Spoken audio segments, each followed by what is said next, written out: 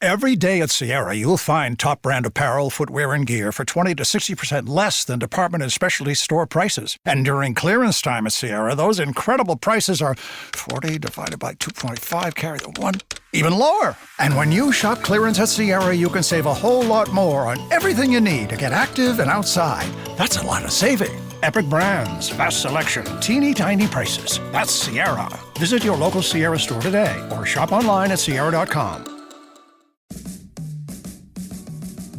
Welcome to the Big Suey, presented by DraftKings. Why are you listening to this show? The podcast that seems very similar to the other Dan Le Batard podcast. I'm sorry, I'm not going to apologize for that. In fact, the only difference seems to be this imaging. I have been tempted in restaurants just walking past tables to grab somebody's fries that if they're just there. That hasn't happened to you guys? I've done it. And now, here's the marching man to nowhere, Fat Face, and the habitual liar. This episode of the Dan Le Batard Show is presented by DraftKings. DraftKings, the crown is yours.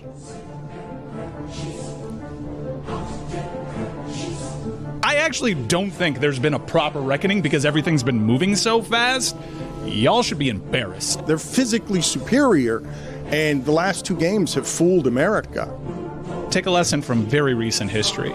Y'all have been saying the same thing for 3 weeks. It's the exact same thing I've heard about the 4 picks against Louisville and the SMU game going into College Station. I heard the exact same thing going into the Cotton Bowl. They better clean it up if they want to play Indiana. Okay, all right. Anybody at all in media want to say, hey, I'm done doubting this team. Spot the ball, let's see what's going to happen. Their worst game was Louisville because he threw 4 interceptions and he wouldn't stop throwing deep. That quarterback looked like this quarterback to you. What world am I living in where Miami at home is a touchdown underdog against Indiana? Like what? I don't care about your NIL money. It's still Indiana. There is not a thing in the sport that stands up to what they have on the offensive and defensive line. I think they're going to maul them on the lines. I really do. I just think, maybe I'm owed an apology. By? Everyone. I think I'm entitled to one. You think I owe you an apology? Yes. I stand by all of that. Great season. Beat Florida, beat Florida State, beat Notre Dame, beat Ohio State, proved Texas A&M, proved a lot of the haters wrong, ran into one of the greatest seasons of all time and had an opportunity to win the game at the end. I know we do this thing where everyone just dunks on the team that lost, but this was a great season for Miami, and I think one thing is very evident is this coach takes his lessons from his adversity, and Miami's going to be around for a long time, and that pisses everyone off. What's the big takeaway more globally as we go forward? All the complaints over the last 6-8 weeks about the structure of the 12-team tournament. I think the committee ultimately got it right, except for, and I wonder how different the tournament goes, if you replace Alabama, who had no business being there, as it turns out, with Notre Dame. I do think ultimately it's pretty interesting. How are we supposed to assess college football teams going forward? Because I traditionally said, well, you have 2 losses. If you're the you don't control any claim to being in the tournament. You lost 2 games along the way. You may or may not sneak in. I wonder what that means. There are 12 playoff teams and 6 that could actually win the championship. There were all sorts of teams in the playoff that can't and shouldn't be in a playoff to win a championship. I just don't like talking about that sport with this certainty because a lot of people shared that opinion, and Miami wasn't in that group of 6 teams. But James Madison, Tulane, Alabama, Oklahoma, those are not teams that could have won the championship. I get it. I hope that this postseason, its legacy is this Big Ten SEC bull comes to an end because Notre Dame. Not Big Ten. I'm sorry. I took out Ohio State along the way and was right there with Indiana, and everyone said this was a team that lost to SMU. I think that a lot of that stuff is bogus.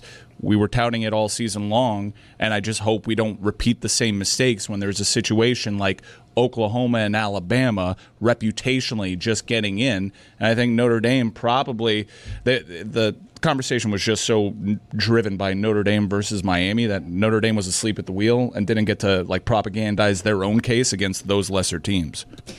Look, we have had 2 years of this expanded playoff. We do not have a big enough sample size for them to keep adding teams. I watched all the bowl games, and there was not a set of teams that I was like, yeah, I really wish I got to see them in the college football playoff. I never thought we should go to 12. I thought we should go to 6 or 8, but 12. Like how many more? How many more would you add? I mean, obviously you can't make. I don't want to add. No, but I'm anymore. saying like how many teams? They want 16, 24, and it's my crazy. conference who's campaigning for that. Right. That's not what I'm saying. Like how many teams didn't get a shot at the playoff that you think like should have been a playoff team? It would have been Notre Dame. That's it, like hoping, one. So I know like the sort of Big Ten SEC conversation. Everyone is having it. They're talking about it a lot, but I do think it's important in the sense that the SEC got so many teams in the playoff, and the SEC, all their great teams that were all these wins that made it so Alabama got in, lost in their bowl games to teams that shouldn't have been that good. Tennessee lost to Illinois. Mizzou lost to Virginia. Both Tennessee and Mizzou did not have a win over a team with a record above 500. So I do think it's important to have these conversations of like, hey, is this conference really as good as you think it is? Because Greg Sankey is the most active hand in college football. And if he's out here trying to convince you that 7 teams belong in the college football playoff from the SEC, and you can look at the SEC sample size in front of you and see, you know what?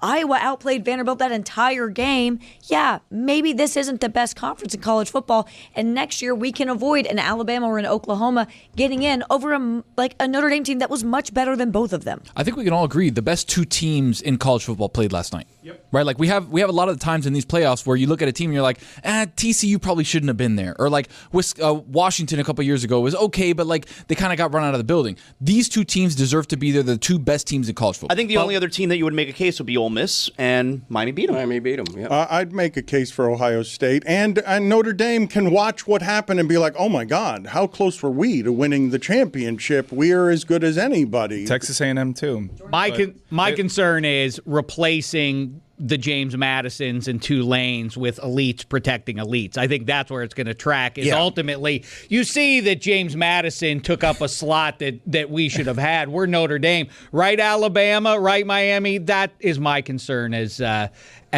man of the people. I believe James Madison played Oregon better than Texas Tech did. So I believe James Madison won a national championship last night. The issue with Tulane and James Madison both being in the college football playoff doesn't really have that much to do with the college football playoff. It has more to do with the way that the ACC structured their, because like Miami played in the national championship last night, but they were not ACC champs. That was the Duke Blue Devils, which is just a little bit funny. And so like that was more an ACC problem, which should get fixed. Obviously they're doing like weird. Some teams have 8 conference games, some teams have 9 conference games. We'll just let them figure it out on their own. Let's give them a year just to like get it together, go to college football rehab, and just like collectively decide. But the group of 5 argument, which I know is an argument that's also been had a lot, that Indiana team was made out of so many group of 5 transfers. Yeah. So like James Madison literally did play Oregon closer than Texas Tech did. So like that is not the issue. It is simply just the way that the ACC structured their championship game, which made everything go crazy. Anybody else have a problem with what's in the news cycle, which is like the Big Ten and SEC can't come to an agreement about how the college football playoff expansion would go? Like, wait, they're in charge? They're like, okay. They literally are. They kind of are. They legit are. Right, but Miami runs through a whole lot of them, and we're just like waiting for those other conferences to tell us like what this is going to look like going forward. I mean, this Big Ten wants 24 teams. That is such. It's crazy. Like, come on. All right, like I guess like you want to put more teams in the tournament. I guess that's when the regular season will officially be watered down. We'll see. I think that a way to mitigate that would be like get rid of these bowl games like as part of the playoff. Like have home field matter in the postseason, and then you can start arguing that the regular season matters again. But I'm a little uneasy with the SEC and their dying reputation still calling the shots. Happy New Year, everybody. 2026 is already getting off to an incredible start because you want to know how I rang in the new year? It was with a bunch of friends in a Dallas hotel lobby bar ordering a bunch of Miller Lights because that's how you do it. That's how you make special memories. Miller Lite has been by my side at many special football memories this year, and hopefully we get to write a few more memories with Miller Lite. Some of my most legendary moments have started that exact same way. A buddy's house, a lobby bar, a game, no big plan. And then you crack open a Miller Lite, you take a sip, and you look around, and you immediately recognize that you made the right call. Legendary moments start with Miller Lite. Great taste, 96 calories. Go to MillerLite.com/Dan to find delivery options near you. Or you can pick up some Miller Lite pretty much anywhere they sell beer. It's Miller time. Celebrate responsibly. Miller Brewing Company, Milwaukee, Wisconsin, 96 calories and 3.2 carbs per 12 ounces. All right, kicking things off with Smirnoff, the official vodka sponsor of the NFL and the number one vodka in the world. Chris Cody, you're here. Smirnoff! Wow, you're on the money with Smirnoff. Smirnoff! Chris, you know what goes great with Smirnoff? Smirnoff! Yes, but I'm really talking about game day fit. The style's got to match the vibe. Smirnoff! All right, here's the deal. Game day is everything, and that's exactly why your fit has to match the occasion. Smirnoff! Starting this December, Smirnoff is giving fans 21 and over the chance to score limited edition Smirnoff commission merchandise from some of today's top creators, including Kayla Jones, Gavin Matthew, and Aleli May. Smirnoff! Here's the kicker. One lucky fan will take home the grand prize, a trip to the biggest game of the offseason. Plus, one fan will win Aleli May's one-of-one game day jacket. Wow. The merch will be dropped on select dates from December to January 21, and it's all courtesy of what brand? Smirnoff! That's right, Chris. Fans 21 and over can head to Smirnoff socials to learn how to sign up. And don't forget to grab a bottle of Smirnoff vodka, number 21 at your local retailer. Smirnoff! Please drink responsibly. Smirnoff! Number 21 vodka distilled from grain, 40% alcohol by volume. The Smirnoff Company, New York, New York. Please do not share with anybody under legal drinking age. Smirnoff! No purchase necessary. Must be legal U.S. resident, 21 or older. Sweepstakes starts 12/15/2025 at 12 a.m. Eastern and ends 1/23/2026 at 11:59 p.m. Eastern. See official rules at program website. Love the night? Reach for Zen After Dark, a limited cocktail-inspired series for those who get up when the sun goes down. Try Zen's Mojito, spiced cider, and espresso martini nicotine pouches. Find them at select retailers. Available while supplies last. Zen After Dark. Bring on the night. Warning, this product contains nicotine. Nicotine is an addictive chemical. Don Batard. You owe me everything. You owe me everything. You have added 10 years to my career. Yes, I have. This man has. Haven't. That man. Who the hell are Tell you? you. Stugotz. I am. Who the hell are should be you? thanking. Bullshit. Me. You're a rude young man. You're a fool. You're a fool. I already called you You're a fool. Right you can't back. call me a You're fool. an idiot again. It's a fool off. You're an idiot twice. You're an idiot for dismissing how much I've helped you. This is the Don Batard Show with the Stugotz.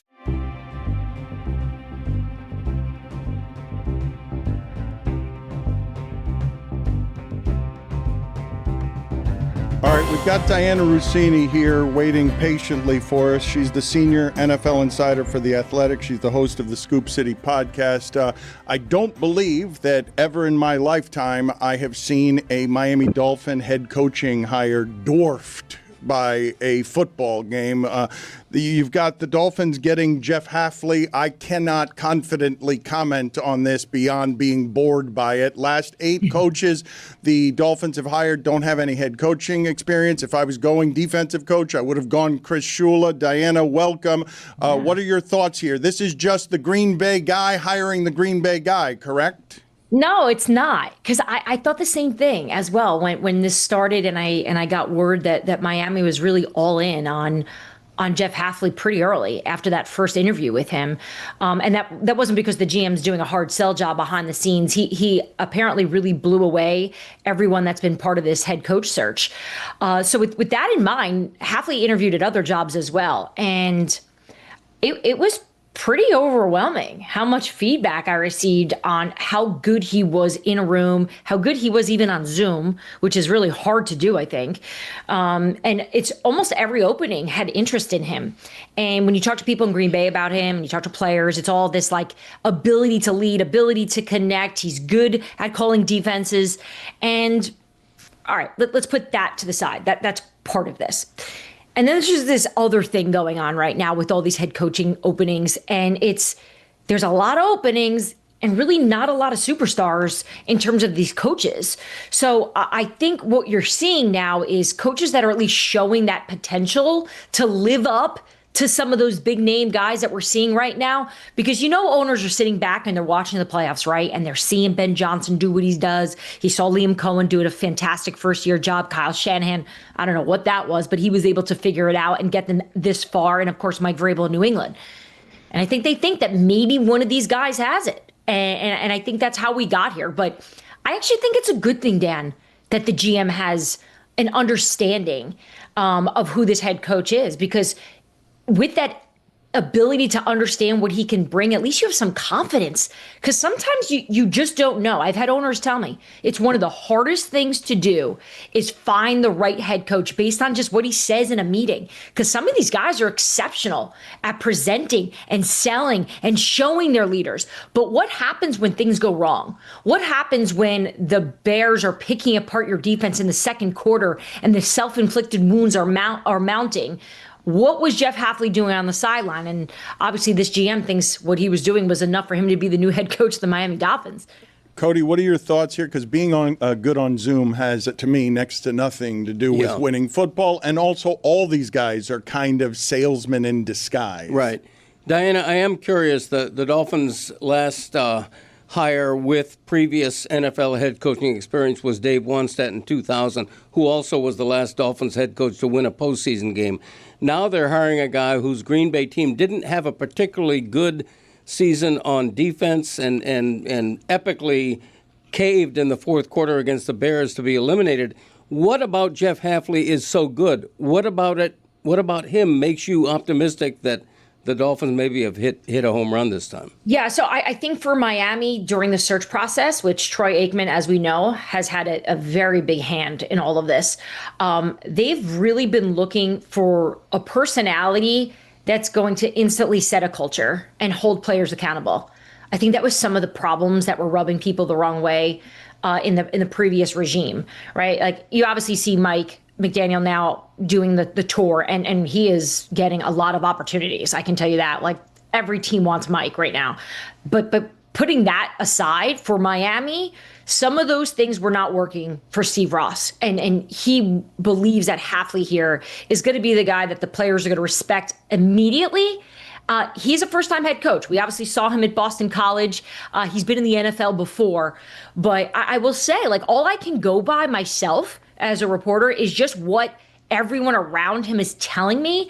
And it's really hard to find anyone take shots at him, especially now at a time where it's so competitive. Everyone's so nasty. Everyone's gossiping about everybody because everyone wants the edge.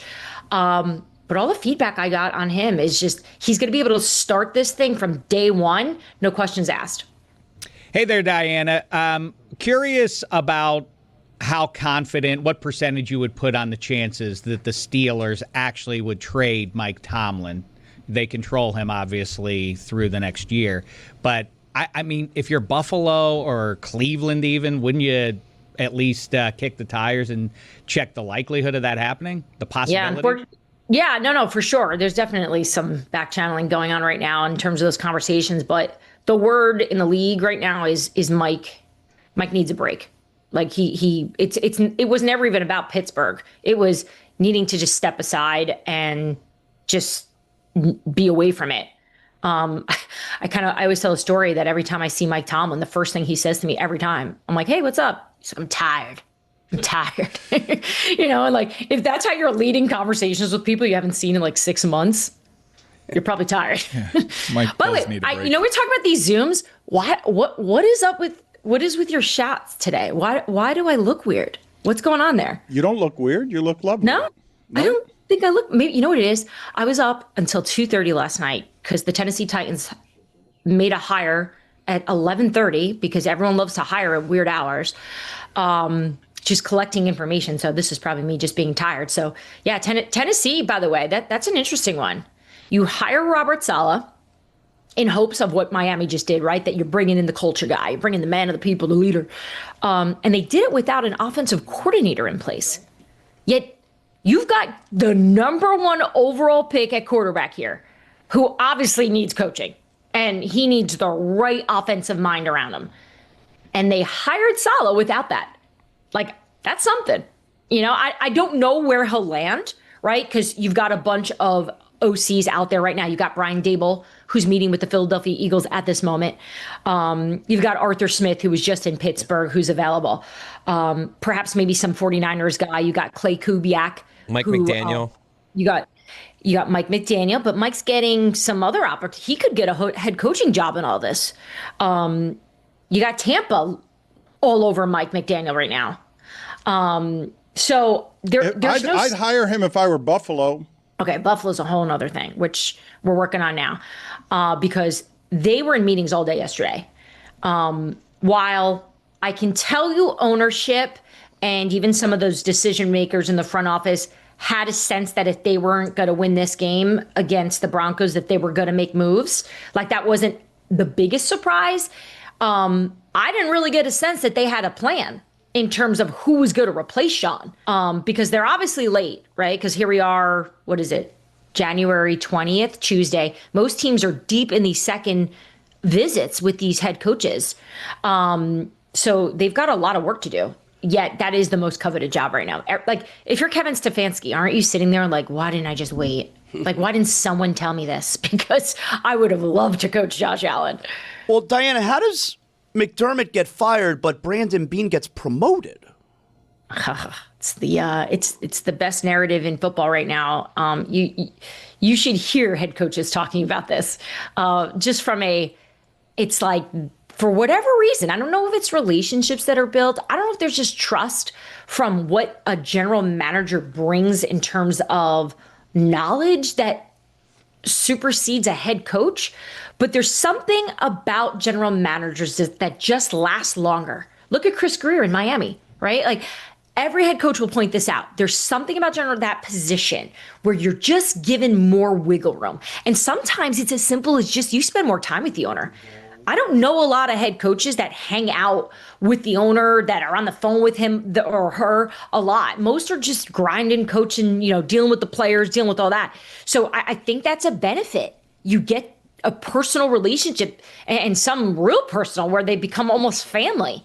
Look at New York, right? The Giants seemed like they were related to Joe Schoen at some points, and they're not. And now Joe Schoen appears safe, right? As he's going to become as he remains the general manager with John Harbaugh, getting formally introduced today as the head coach. Dan, you have not interrupted me once. And I just want to say thank you. This is lovely. Wow. Robert Saleh and Liam Cohen twice a year. Duval. Now we're talking, Dano. I didn't even think about that. Yeah, it's a good one. Rob Saleh, fine defensive coordinator. If there was a front office that you trusted a little bit more, maybe you can make sense of this. I think everyone's a little puzzled by the hire, given what they need on offense, and they have the number one overall pick. How does Chad Brinker look at himself in the mirror?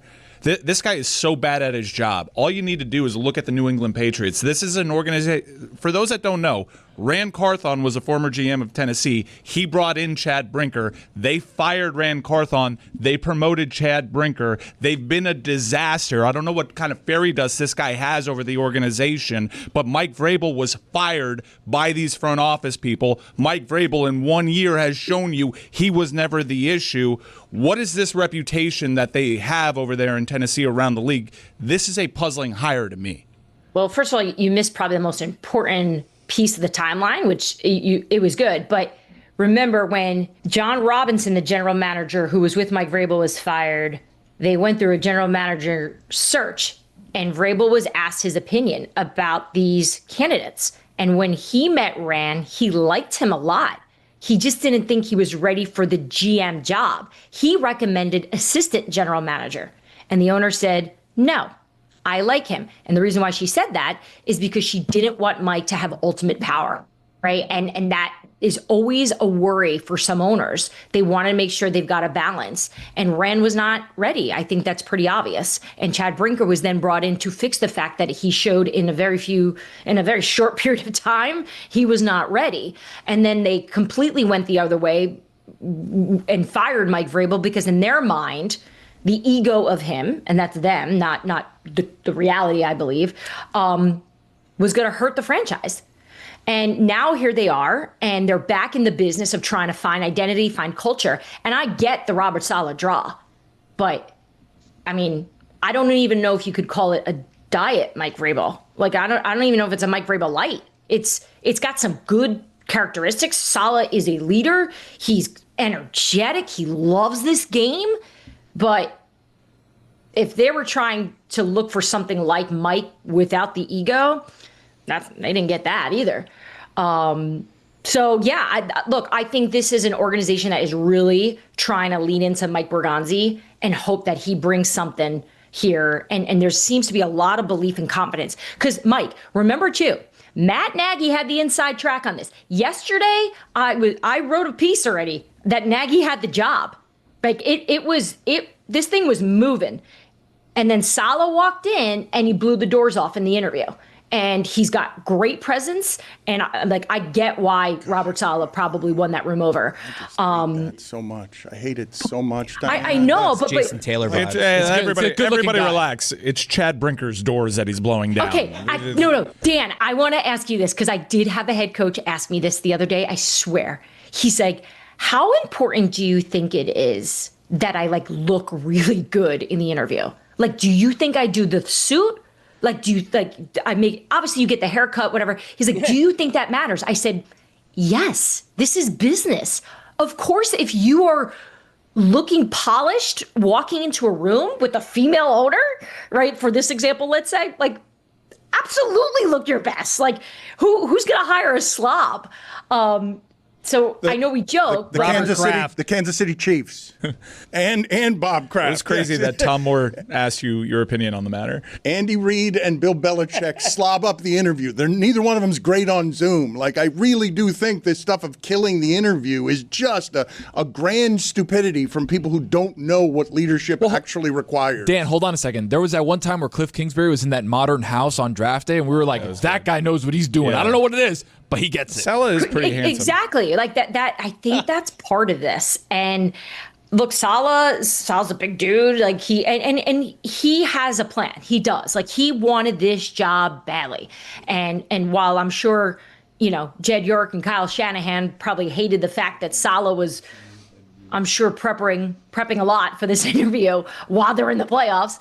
I think that for him, look, a year ago he got fired. We were writing pieces about how he lost the team and all the cultural issues they had in New York. So now he's got a second shot here.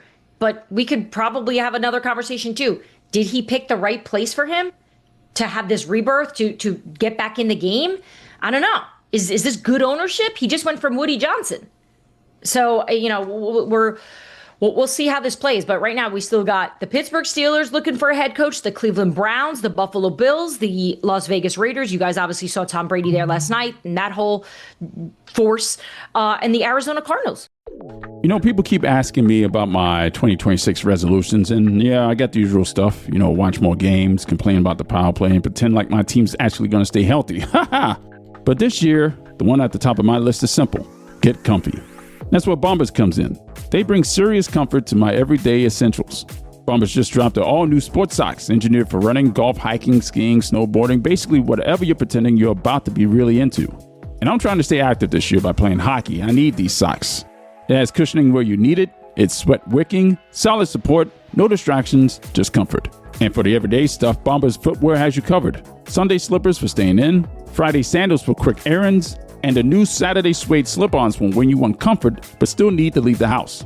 Premium everyday go-tos I don't really think about, which is kind of the point. And for every item you buy, Bombas donates one to someone facing housing insecurity. One bought, one donated. Over 150 million items so far. Head over to bombas.com/DKN and use code DKN for 20% off your first purchase. That's BOMBAS.com/DKN, code DKN at checkout. Dan Le Batard. Are you on the Fan right now? Did Mike Greenberg call you yet? Are you ever going to go back to ESPN?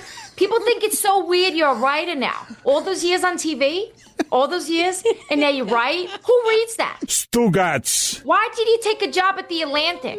Mom, I work at The Athletic. What? You're on YouTube? This is the Dan Le Batard Show with the Stugotz. Greg Cody on 2.5 hours sleep just stifled a burp in order to get you this question. I did? Did I? Brad. Excuse you. Wow, yeah, seriously. Dianna, I want to detour from coaching for a second. So Bo Nix is suddenly erased. It's your team, Jarrett Stidham. Can Denver, with that defense, still beat the Patriots and have a chance to win the Super Bowl? Yes. No, let me answer AFC first. Yes, I think there is no human being on this planet more insane than Sean Payton in these situations. I don't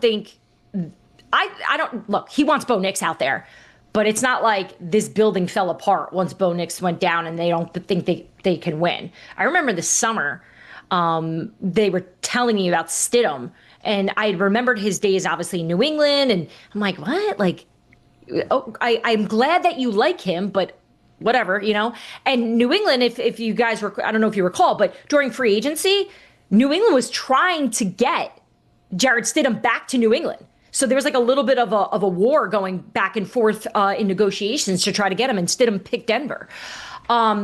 So I do think a little bit of, I love this matchup from even just starting at the top here. You've got two head coaches who are lunatics when it comes to tapping into what their team needs and what motivates them. So I think if anything, this works in the favor of Denver.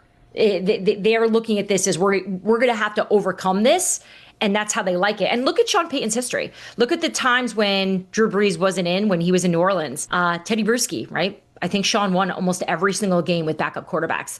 Taysom Hill, another one. He knows how to prepare them. And I do believe he does a good job of making sure that everyone steps up, knowing that Jarrett Stidham doesn't have a lot of experience as a starter. And in an AFC championship game against a hungry Patriots team that has a vibe about them. I was with them on Sunday night. That's kind of like, holy crap, we're here. Why not? Let's just go for it all. You're underestimating that when you say he doesn't have a lot of experience. It's 4 starts, none of them in the last 748 days. She's the senior NFL insider for The Athletic. She's the host of the Scoop City podcast. Always a delight. Thank you, Dianna. Thank you for being on with us. Thanks, guys. So getting back to the topic du jour, I will try to soothe some Hurricane fans here and Malachi Tony as well. Malaki. By putting up a photo of Malachi Tony being consoled by Ed Reed in a giant baseball cap. Who popularized this? This was several years ago. B-Rob. Yeah, several years ago this was popularized, and I haven't seen them since. They sold for a while, these giant hats, and Ed Reed is trying to bring it back, but I literally haven't seen one of these hats in about 3 years. They're still popular, but the best part about traveling to these things is a lot of people will go to the game and wear them, but they're too big to fit in their luggage. So you will see people in the airport with those hats on, like sitting on their plane with those hats on. I legitimately haven't seen one in several years. I laughed out loud when I saw that Ed Reed was wearing one during the ESPN interview with Clinton Portis, where I'm like, God, there was somebody who was selling them who was making a lot of money with the copyright of them. I don't remember who it was because you just mentioned, is that the origin? Is that ground zero on it? I remember us seeing be like, this is a really, really huge hat. Why does Brian Robinson have this? It's so stupid looking. It's a baseball cap that's what would we say, 10 times the size, 5 times the size of a normal baseball it's like 25 cap? times the size. It's probably like 600 times. It's enormous. No, it's not.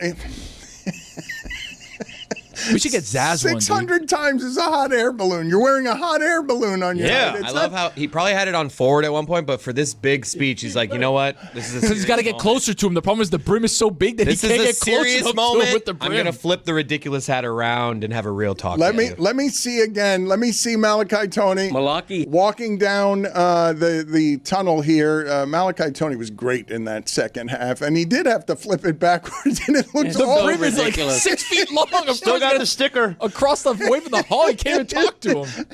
You can't have a serious conversation with anybody wearing that hat. I'm sorry. All right, I can't get Mike to laugh today. There will be getting no Mike laughter today. Mike, how did you sleep? Greg Cody comes in complaining 2.5 hours of sleep. That night, right, I'm assuming you turn off all your televisions. You're not consuming any of the coverage, right? I'm not really watching anything. I wanted to hang out with my friends, my Hurricanes friends. Like, we went out a little bit afterwards. And you watched the Heat? I honestly, like, the last thing that I saw before I went to sleep was a news item that Jimmy Butler tore his ACL. So, not a lost night, but... Oh, no. Oh, what? You're not... What are you doing? What am I doing? I'm super pumped about it. What about the Bob fight? You had to have seen that. Oh, I saw That was fun. I saw a video of the Bob fight. Yes. Yeah, that sucks about Jimmy Butler. Who could have thought that his body would wear down?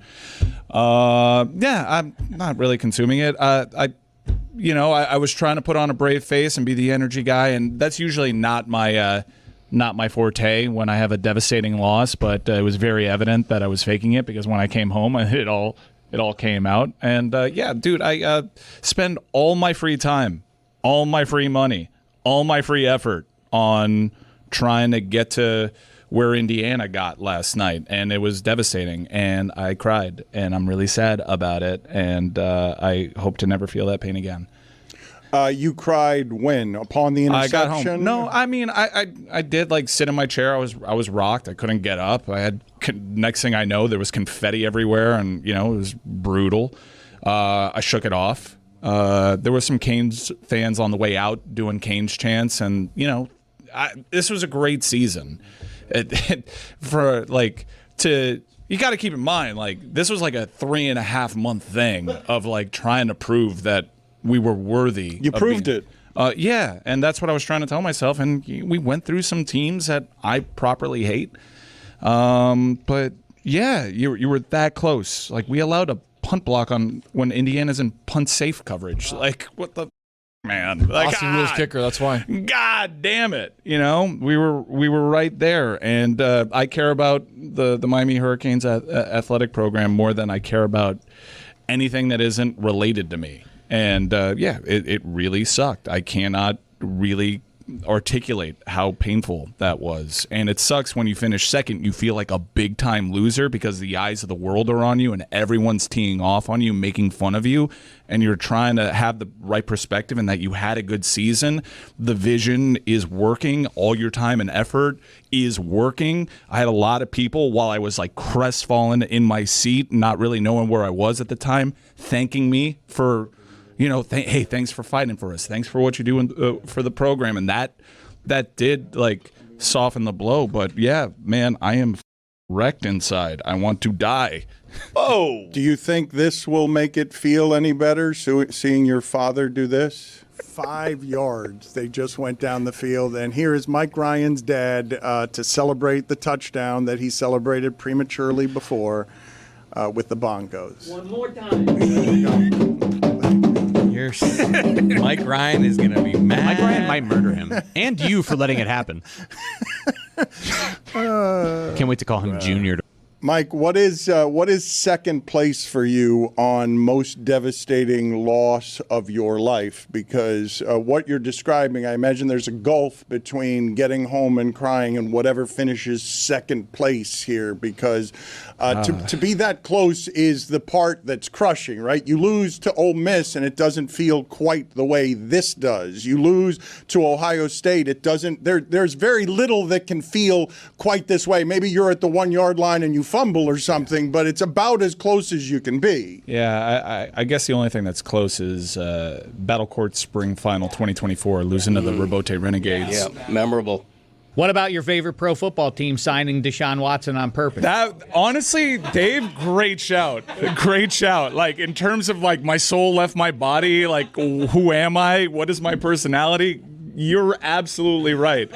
The acquisition of Deshaun Watson did end a chapter in my life. That is absolutely the second most painful loss in my life. And also the Fiesta Bowl, because we got cheated out of number 6. I've gotten to the point in my life where, as a sports fan, yes, the winning is obviously the most important thing, but I want the moments. Like, really everything about my life moving forward is, like, I just want moments. I want individual moments that make me feel good. And that's the part for me that is the toughest to swallow last night. It's not that they lost, but you're envisioning it that, oh my God, like, they have a real chance to score here at the end of the game, and it will be a forever moment. That's the part for me that's the toughest to swallow. Not just that they lost, but we would have had that moment, that feeling for the rest of our life. Yeah, I didn't. So close. I don't know. I didn't think the universe would afford me that kind of happess and joy. Did you see? I thought they were going to do it. The dude that actually pulled down the interception is Glenn Sharp's nephew. Glenn Sharp was a corner that was on Chris Gamble in the Fiesta Bowl when Terry Porter threw that flag. Wow. Who cares about anything? Sports is stupid. Like, why do we even Sports do this are shit? dumb. Like, why are we like Sports like are what dumb. Matt? What? But also, they're Mike, the you said it best. yesterday. They're Yes. the best. No, They're the but best. sports are stupid. You said it yesterday. The universe died a trillion years ago. We're living in its echo. Like, who cares? Who cares about anything? We're all gonna die, and I'm gonna be on my deathbed. MF and Roy. I care big. I love big, and when it happens, and it will happen. It will happen. It's going to be the greatest day of my sports fandom. I know we're gonna figure this out, and we're gonna get there. And I mean, how can you not feel great about this head coach and the trajectory of the program. I feel like this is the start of something. I'm not going to put all the business out there. Mark Fletcher, who made news because he swung on. Yeah, what happened there? That kid must have said something, right? Anybody that knows Jeremy, you know Mark Fletcher from his time in high school. Mark Fletcher is as high character and individual as you will meet in college athletics. And moments before that, he was being super classy with Fernando Mendoza. They had a nice moment on the field. I was wondering which of those came first. Because I was imagining him having an altercation, and then like a minute later, like the most genuine, nice. Yeah. Good game, man. If Mark Fletcher is swinging on you, you're the problem, because that is like not who Mark Fletcher is. If you did something like super disrespectful. Tall get hit. You know about that, Dan? Talk to him. With the you down warranty. But maybe someone will put it out there, maybe some of those teammates. But Mark Fletcher, I caught word of like the speech that he delivered to the team after that loss. Mark Fletcher is coming back next season. I told you the story after Middle Tennessee State. Mario Cristobal took like a couple of boosters, and for whatever reason I was there. I had no business being there. And he said a couple of names, and Reuben Bain and Mark Fletcher were guys that would turn this program around. And he's going to finish that story. And I hope it's in Las Vegas next year. Mark Fletcher is a great guy. I know a lot of people are decontextualizing what happened. It's an ugly moment, obviously swinging on somebody. But that guy is as high character and individual, and he's a reason this season turned around. That video, that moment, and that uniform will camouflage for the country how high character and individual he is, and we will be accused of all manner of bias for just simply knowing a little more about him than you do.